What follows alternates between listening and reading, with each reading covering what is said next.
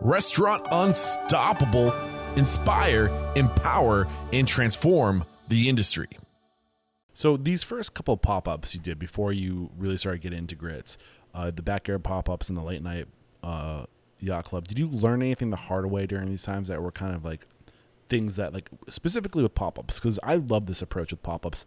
And like I said, this idea of just treating it like fun, friends and family at first, backyards, just trying to figure it out and get the word out there and spread awareness, right? Did you learn any tricks of the trade? Do you have advice for people doing pop-ups? I mean, it was like, so, you know, it was so like chill and there was no structure to it. It was like, all right, show up. People are going to be here at 3:00, and we get there in the morning and we just set up like a tent and a table and a barbecue pits behind us and like we serve. But at the same time, just start, right? What is the analysis, paralysis by analysis? If you're trying to have the world's best pop-up and nail every little detail about a pop-up, and you don't start until you figure out all the details, you'll never start. Yeah. So I like a memory that I just thought of was, we like didn't have any recipes dialed in.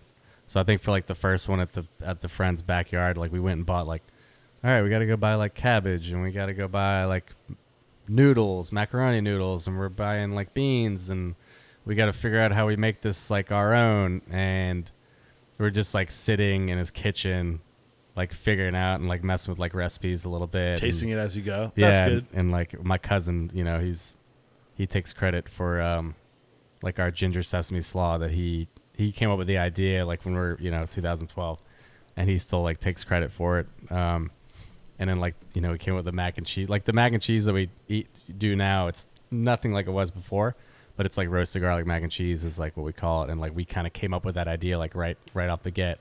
We just, like, tweaked the recipe a million times. This wasn't any cousin, though. This is a cousin that has some restaurant experience. A little bit. Yeah, he was like, well, yeah, a little bit. He worked at the same restaurant that I did when he was working back of house. I was working front of house. Okay.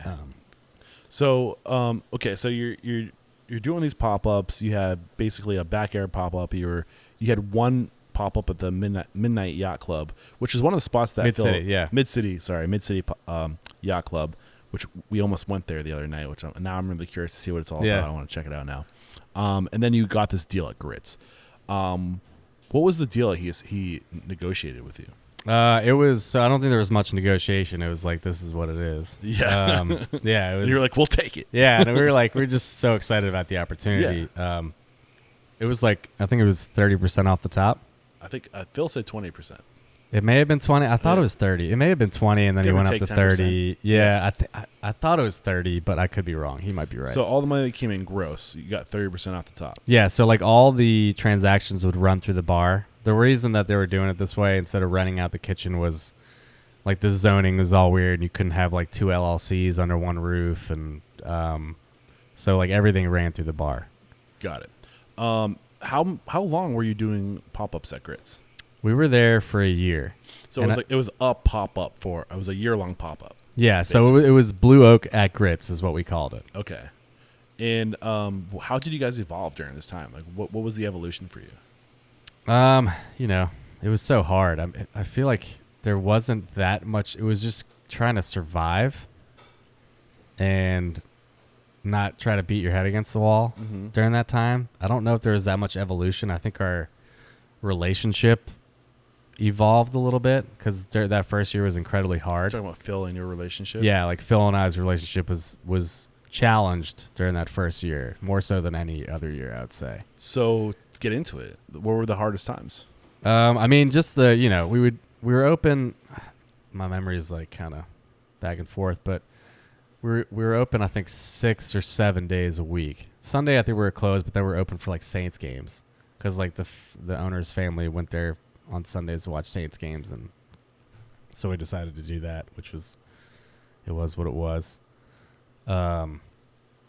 But so we were like 6 days a week, and you'd open like Monday, Tuesday, Wednesday, and there maybe one person would order food. Yeah. So get in there, set up like mise en place, like get everything ready, and then like no one comes, and that's pretty disheartening. Yeah, I think the way Phil described it was like it was a night spot, so it wouldn't get busy until midnight. Right, and only like 2 days a week. Yeah. Like it was only busy like Friday, Saturday night from like midnight to like 4. And then you'd break down, clean up, go home Or go to the bar.